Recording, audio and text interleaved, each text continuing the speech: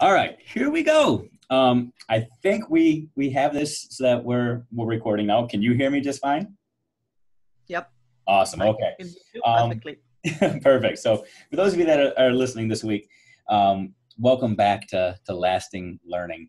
I'm hoping that this week's episode is one that'll be engaging for all of you because we're going to be doing things a little bit differently this time around. Um, I'm not going to be sitting back and just sharing a monologue and just talking and letting you listen to all of my pontifications, all of my wonderful thoughts and ideas, because truly I'm out of them. I have no more wisdom to share. So I figured I would reach out to people that are way smarter than me from all around the world and have some of them chime in with some of their wisdom. And today's guest is full of amazing wisdom.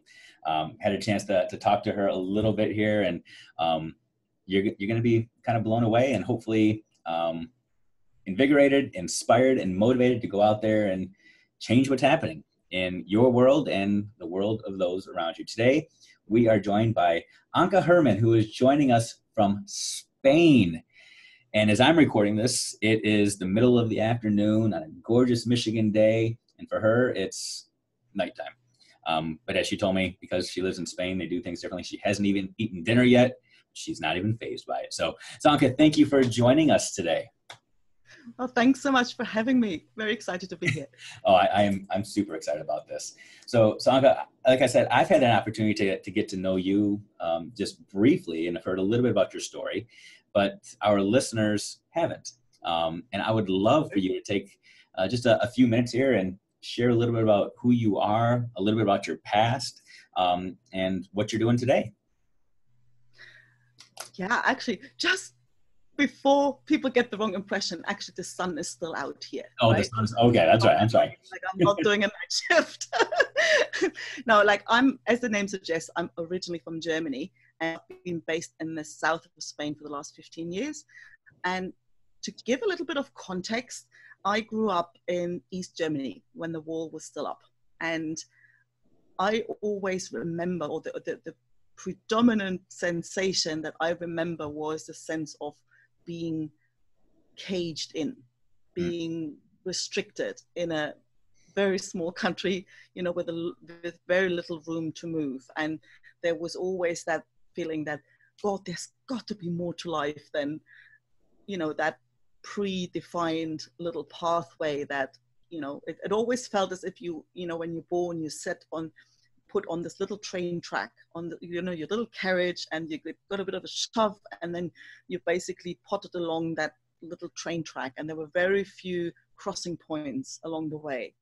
But the thing was, you could always sort of watch out the window and see the big world out there. That you could always sense that there's so much more to life than what you had access to. And I think that urge to break out of that has really shaped every single decision I've ever made in my life. And the first big one was really to try and get out of East Germany before the wall came down. And it's a story for another day. It's a long one, but it took 2 years, and it really put into perspective what risk is. Wow. And what is at stake when you do something.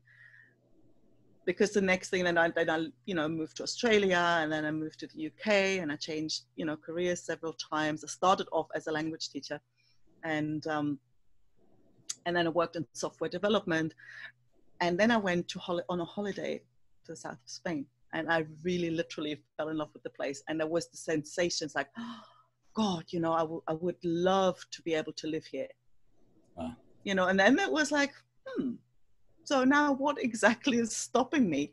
And I couldn't think of anything, basically. And so then the next step was like, okay, well, if I really was to move to Spain, what on earth would I do for a living? I thought, well, I wouldn't want to go into a big bank to work on a big software project. Well, okay, if I want to keep doing that, I stay in London and, and go on holidays. So I thought, well, it's time to take another step back. Like, what would I do if I could have anything, if I didn't have to worry about any constraints at all? And it was like, I knew instantly. I was going to have a sewing studio, you know, and obviously it was going to be flamenco stuff because I'd been sort of hooked on that music. And yeah, that's what I do. And then it was like, okay, now what exactly is stopping me? And I couldn't think of anything. Wow. And then I thought, well, and I mean, there was no way, like I did Google it, you know, but I mean, what are you going to Google about that? Like, that's just so crazy that you can't do research on the internet. You know, it was like there was only one way to find out whether that was just a totally nutcase idea or whether there was actually something there. And I thought I'd rather find out. And, you know, and if I find that it isn't what I thought it would be, well, then that's fine. But then at least I have it out of my system. And I'm not turning back 20 years later thinking, oh, I wonder what life in Spain would have been like. And so I did end up, you know, quitting my job and moved to Spain and started my own business. And I really had no idea what I was getting myself into. I literally had this wonderful naivety that I think is necessary to a certain point, right, to think like I have no idea, because if I'd known, I probably wouldn't have even done it. And yeah, and then the challenges didn't come from where I expected them to come, because I was worried whether, you know, a gypsy flamenco dancer would ever consider getting a dress made from this German would-be dressmaker. And that wasn't a problem at all.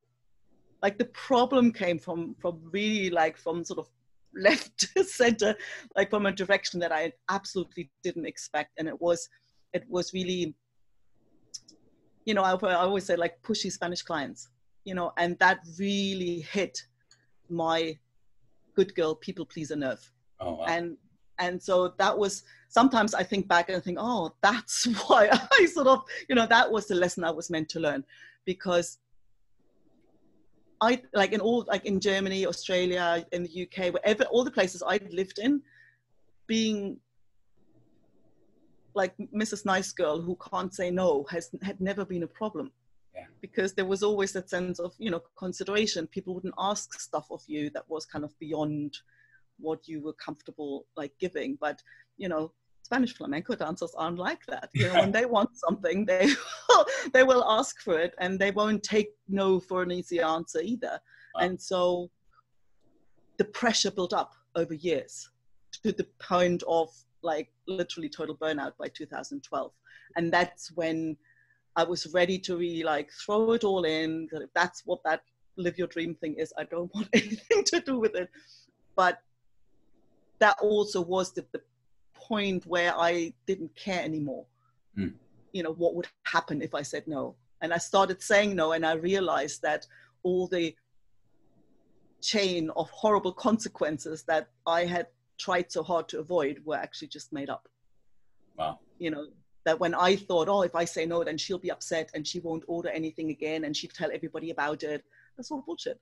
Like, literally, yeah. You know, the reaction, that's when I realized, no, I can't predict what makes somebody upset or not, or, you know, and it's more about what's going on in their world than for me anyway. And it literally changed this whole, not even the business around, but my experience of it. And out of that grew that urge to help support other people who want to, you know, do something they're really passionate about, but find that, yeah, our upbringing doesn't really prepare us for what's coming, to actually support that. And then so I was back to school, and so now I work as a coach to support, you know, mostly analytical thinkers, you know, to really embrace their intuition, creativity, and bring everything in to turn their passion into a business or whatever else they want to do. So that's me now. So that is so good. And I really appreciate that you told that whole story, because I could have just introduced you as this passion coach, this person that really tries to inspire people to follow their dreams. But unless people understand what you've been through to get you to that, I don't think that they fully understand the story. Because, you know, in this podcast, if people go back and listen to prior episodes, the real focus is on education here in America. and how we need to realign things and maybe more focus on the priorities of life. We become a system where everybody's so worried about the standardized test scores and teaching kids to just spit back and regurgitate information. We teach kids a bunch of facts on Monday and give them a test on Friday, and then it's okay for them to forget it by Saturday. That we've lost sight of, I'll say, the stuff that really matters. The whole premise for those of you that may be new to this podcast really spawned off of a book that I wrote a few years ago that uses the bike riding analogy. And we say all the time that once a child learns how to ride a bike, they never forget. And but yet in schools, I just explained that we're okay with them forgetting everything as long as they learn it for a test. But what you just hit on, Anka, is some powerful stuff. So if it's okay, I want to kind of break down your story a little bit, and we can kind of expand on it. First, my last job, the job I have now is an amazing job, but I work in central office. So I support an entire school district, and it's a great district and a fairly affluent community. My last job was as a turnaround principal in a school system that has an entire history of struggles. Lots of poverty, incarceration of parents and students. And our job was to try to inspire hope and inspire these kids that they could break out, like your story of breaking out of East Germany, that they could break out of their community and that we could change destinies. So I'm really curious with your story. What inspired you to not just think, I want to leave, but that you actually could? What gave you that courage and that conviction? That you said it was a 2-year process, but what gave you that gumption to step up and say, yep, I'm doing this. I don't have to stay here behind this wall. I think it sounds kind of more like, in hindsight, it sort of sounds more glamorous than it was. It was really the prospect of not going or not at least trying was worse than the risk I could see in trying. Yeah. The idea of, I was, I don't know, I was a teenager at the time, or like 20 or whatever. And there was a sense like, oh, imagine if I managed to live until 80, for example, that means another 60 years of that.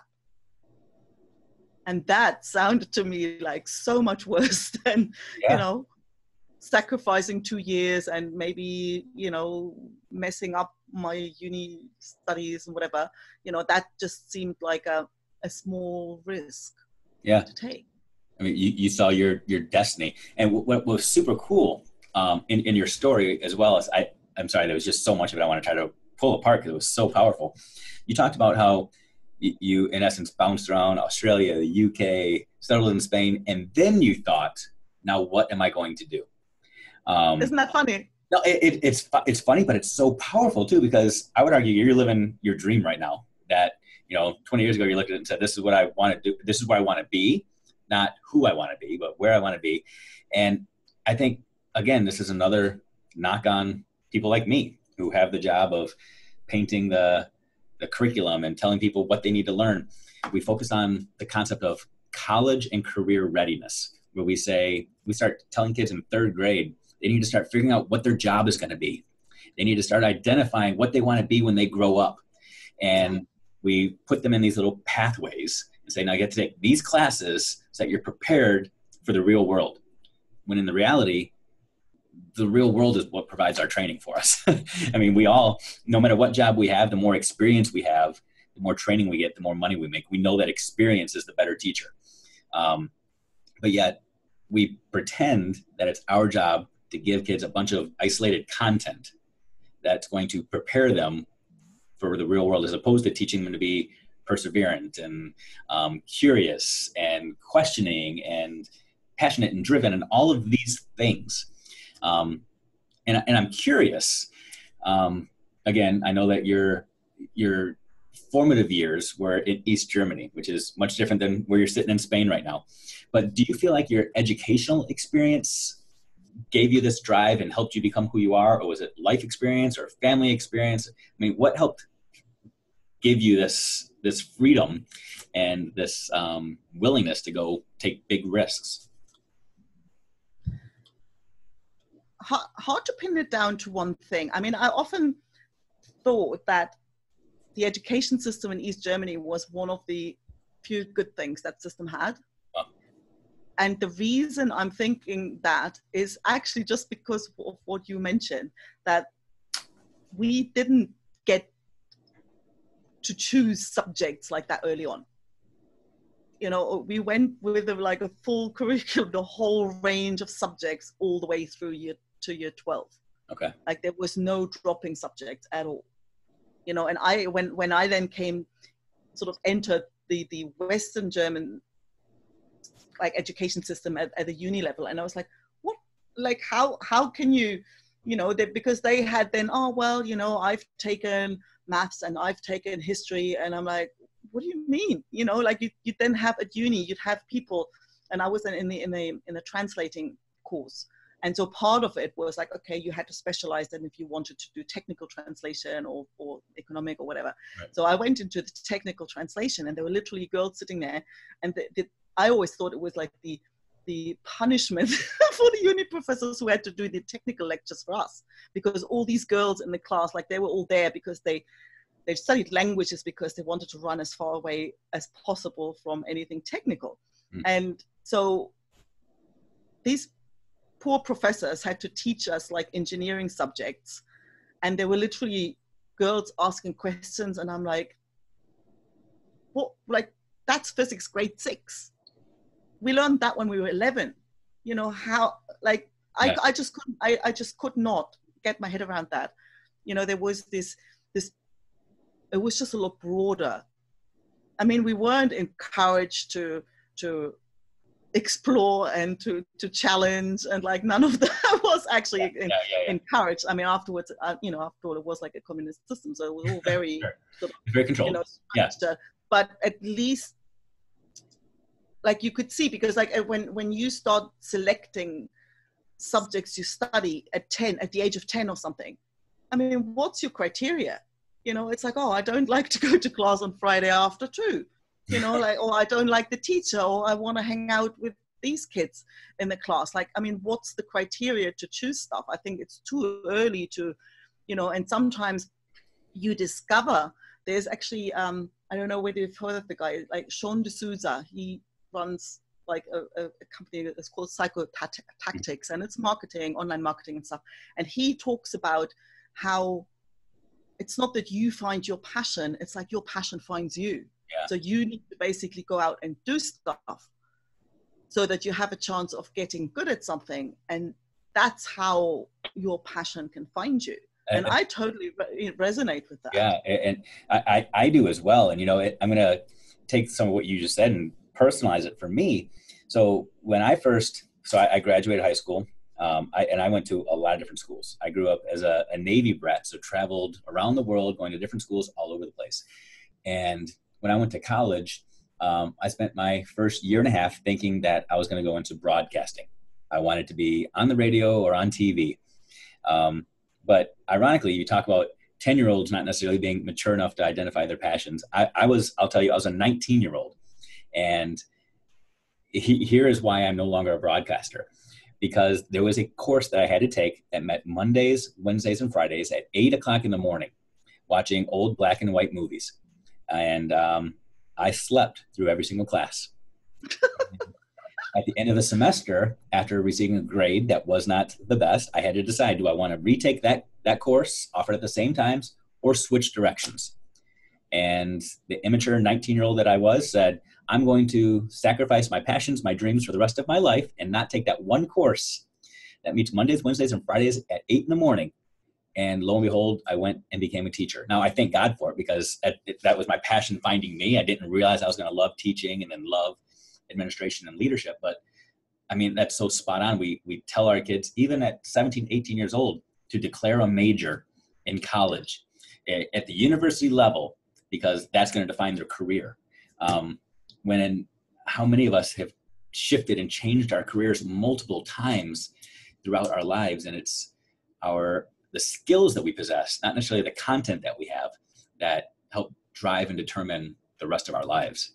So it's so good. Yeah, such a such a good. And it gets worse, because I think that becomes like, that was an issue, you know, when we were at school. But I think the way things develop, that gets more and more critical, because like when you said before that, you know, like the job is to develop a curriculum that prepares kids for, you know, the work life. Mm-hmm. And I'm like, you don't even know what work life's going to be in 5 years time. It's like, it's when I look back at, say, my grandparents, you know, like they would go and you'd go to school, and at 14 you leave school and you start working at Mercedes, you know, and then you start as an apprentice and you learn the thing, and then you work your way up. But basically you spent your entire working life at this one company.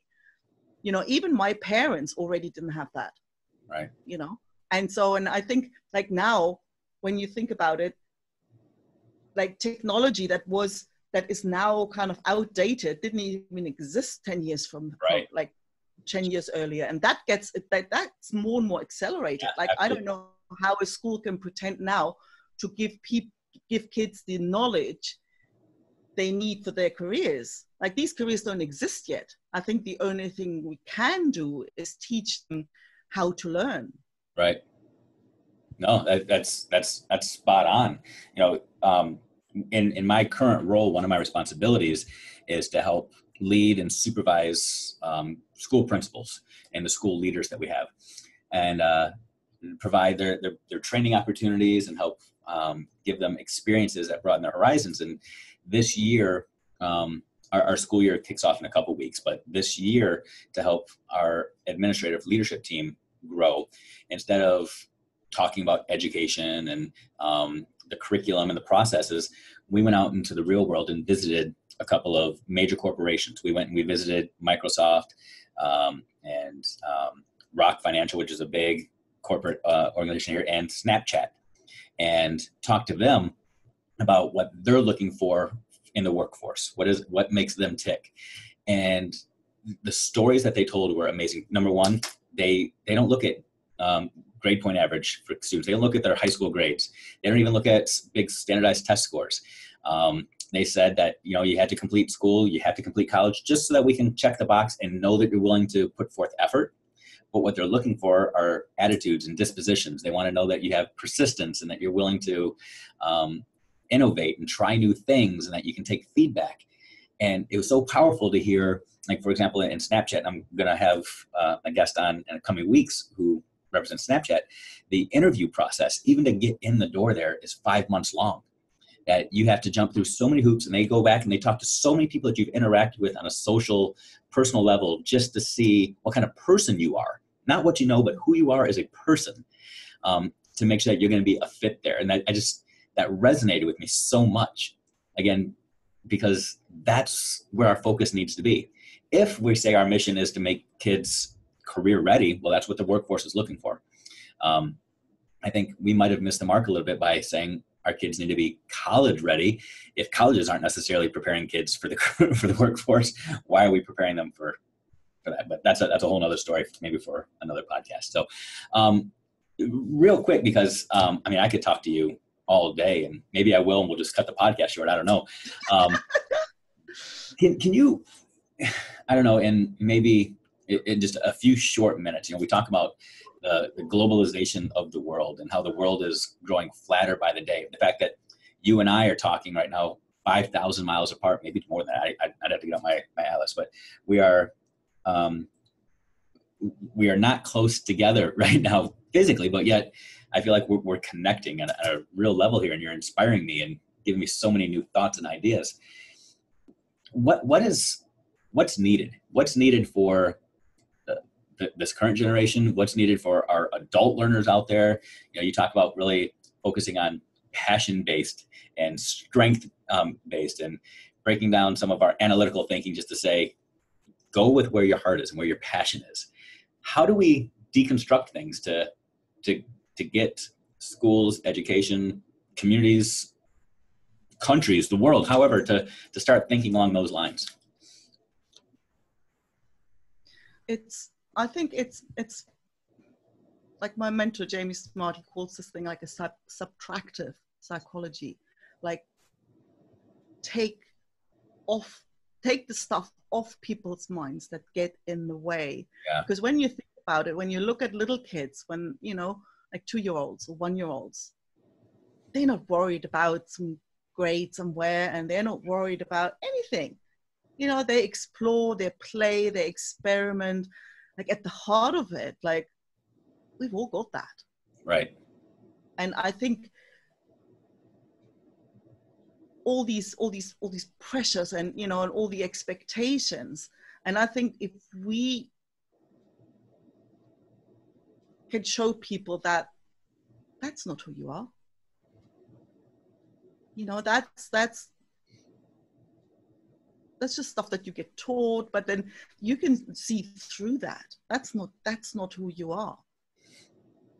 And all the, because you could see like every stress factor, like there's always the classic with the public speaking, you know, it's always like people get totally like paralyzed, and they say apparently like a lot of people like fear public speaking more than, you know, that and heights. And, you know, and you think, well, I'm thinking, well, I don't know, I've never had that. Yeah.